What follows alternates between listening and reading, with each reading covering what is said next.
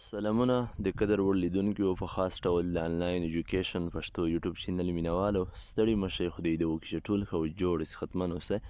د قدر وړ لیدونکو په خاص ډول د انګلیسي ژبې زده کړې مینوالو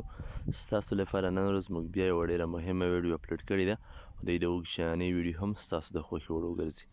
اکثره زده کوونکو همدا غوښتنه کوله چې که د پارت اف سپیچ موږ ته پیژندګلوي وکړي په همدې اړه یوه لنډه ویډیو برابره شي نو موږ په همدې وتوانېدو چې په نننۍ ویډیو کې تاسو ته پارت اف سپیچ در وپېژنو تاسو ټول قدرمن لیدونکي ګلولي شاګردان ویډیو تر پایه تعقیب وساتئ او د سکیپ هڅه مه کوئ ښه ربه شو پارت اف سپیچ ته چې د همدې څخه هدف او مقصد څه دی ښه تاسو دلته تعریف ته وګورئ په تعریف کې همداسې وایي The classification of words is called part of speech. ډېر یو لاند یو ساده تعریف دی د الفاظو درجه بندۍ ته پارت اف سپیچ وایي د الفاظو درجه بندۍ ته پارت اف سپیچ وایي لکه څه ډول دلته موږ په پښتو هم د تعریف ترجمه کړی دی تاسو دلته کتلی شئ ښه لکه په دې کې تاسو وینئ همدا شیان شمیل دي ناون دی چې خپله اسم یا نوم ته وایي انشاءالله په همدې به رڼا اچوو پروناون دی ضمیر همداسې اجیکټیو دی په دریم نمبر کې صفت ښه بیا ورب دی څلورم نمبر کې اډورب دی په شپږم نمبر کې پرپوزیشن دی په اووم نمبر کې کنجنکشن دی بیا په اتم نمبر کې زموږ سره انټرجیکشن دی آخري نم نمبر کې آرټیکل دی همدا نه وړه شیان چې دي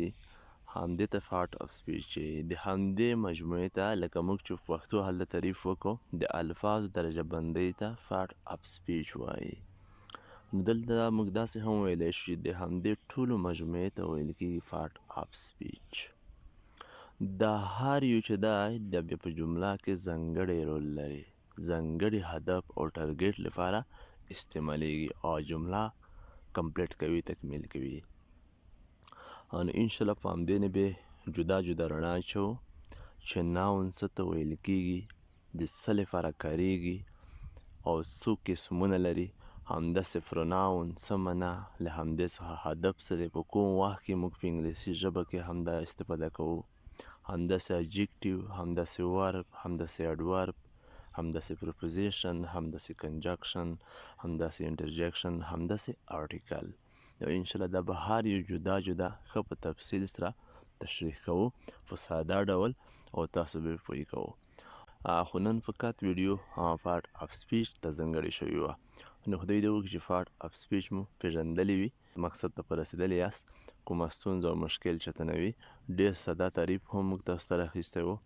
ټولو مو تاسو ته وهم ښودل چې همدې ته پارت اف سپیچ وایي